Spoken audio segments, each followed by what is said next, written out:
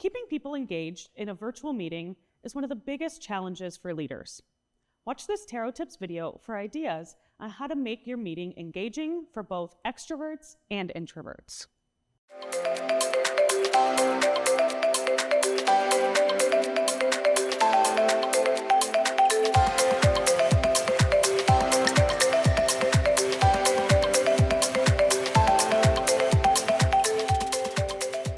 Leading in a virtual world isn't easy. Communication styles, expectations, and productivity all vary depending on each individual.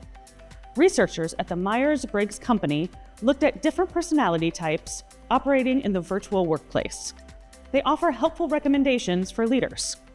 This Tero Tips video is the first in a 4-part series. Each one looks at a different aspect of personality. In this video, we'll look at extroversion and introversion, which represents how a person gains energy. Extroverts draw energy from interacting with people. They often think out loud and bounce ideas off others. Introverts gain energy from spending time alone and reflecting on ideas. They often need time to process information before sharing their thoughts. One of the biggest challenges for virtual meetings is keeping everyone engaged. For the extroverts on your team, here are 4 tips. Number 1, give opportunities for brainstorming through discussion with others. Virtual breakout rooms are a great tool for this. Number 2, allow for unmuted verbal questions as well as interactive feedback using the chat feature, the hand-raising function, and using the emoji reactions. Number 3, promote active participation in the process. Ask open-ended questions.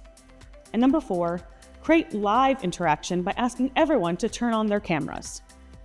For the introverts on your team, here are 4 tips. Number 1, build in time for them to reflect and develop ideas internally before responding. This could be in the form of pre-work before the meeting and inviting feedback following the meeting. Number 2, provide written information and instructions.